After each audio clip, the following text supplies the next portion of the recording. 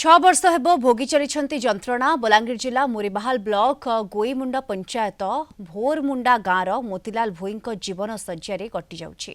दिनकु दिन शरीर दुर्बल हो चली चलाबुला सबु बंद अर्थ अभाव ठीक से चिकित्सा हो पारुनी। सरकारी सहायता मिलिले ही बंची पारंता मोतीलाल जीवन।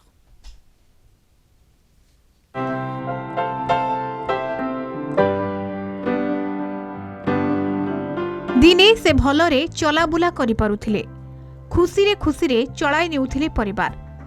मात्र 6 वर्ष पूर्वे तांको जीवन अंधार रे बुड़ीगला जेतेबेले सी अजणा रोगरे पीड़ित होई शज्याशायी हेले। हाथ गोड़ आउ किछि काम कलानी। मुरीबाहाल ब्लॉक गोईमुंड पंचायत भोरमुंडा गाँवर मोतीलाल भोई एही 6 वर्ष हेबो भोगी चालिछंती असह्य जंत्रणा। दुख कष्टरे केमिति कण परिवार चली जाउछि, हेले मोतीलाल को अवस्था दिनकु दिन बिगिड़ी बिगिड़ी चली। खाली बिछणारे पड़ी रहुछंती, कोनोसी काम भी तांको द्वारा हेई पारुनी। टिटलागढ़, पाटणागढ़, बलांगीर, बुर्ला, रायपुर विभिन्न डाक्तरखाना रे चिकित्सा सरिछि। रोग कण केही जानि पारु नहंती।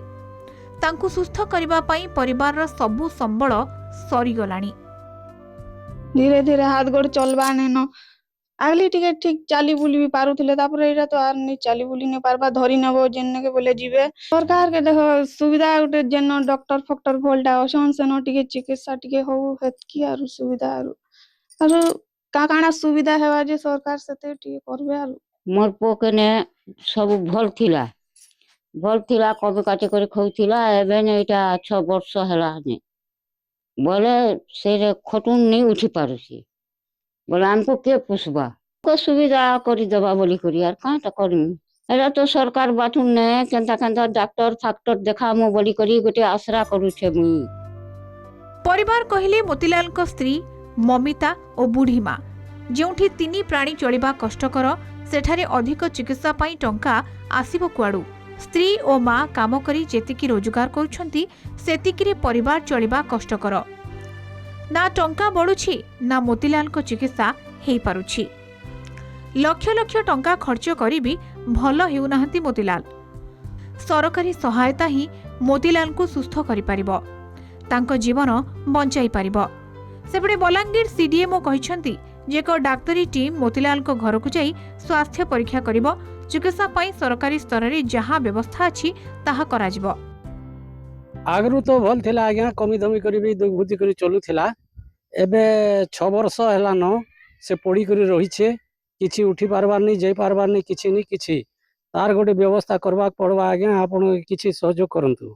सरकार सहयोग करी करी किछि ताका अनुदान करले तार गोटे ट्रीटमेंट करले भलता। कर परिवार जेन परिस्थिति रे चलु छन जे आज्ञा मान भिड़े आमर तो बहुत माने एबे जतकी सुविधा हैला न गवर्नमेंट हॉस्पिटल रेफरल हॉस्पिटल गुडा को अच्छे बुर्ला कटक सबडे अच्छे, तापर एम्स भी अच्छे भुवनेश्वर रे। तो से केने जाके देखे छे काना डिटेक्ट हे छे प्रिस्क्रिप्शन देखले जाना पड़बा, से जानले उत्तम चिकित्सा लगे व्यवस्था करा जाय परबा। हमें एम्स जाके रेफर करि परमु, ताको एससी मेडिकल कॉलेज कटक भी रेफर करि परमु। माँ बुढ़ी हेई गलेनी, सीए भी आउ केते दिन एमिति मूल लागुथिबे। एबे स्त्री ममितांको कांधरे परिवार रो पूरा बोझ। केमिति चलाइबे घर, केमिति हेबो स्वामी को चिकित्सा, आखि भितरु जुके आसुथबा लुह को चापी एबे से पूरा स्थिर हो जाइछंती। चिकित्सा पाई अर्थ साजिछि बाधक। मोतीलाल भोई दिन थिला से ठीक रे चाली बुली पारुथिले, परिवार प्रतिपोषण करुथिले, हेले गत 6 वर्ष हेलानी से अजणा रोगरे पीड़ित होइछंती। आउ चाली बुली पारु नहंती, किछि काम करि पारु नहंती। एबे अपेक्षा रहिछंती सरकारी साहाय्य को। प्रशासन रो शुभ दृष्टि मोतीलाल उपरे केबे पड़ुछि और तांको चिकित्सा पाई सरकार साहाय्य करुछि। पंटाबांजीरु दीपक यादव, कलिंग टीवी।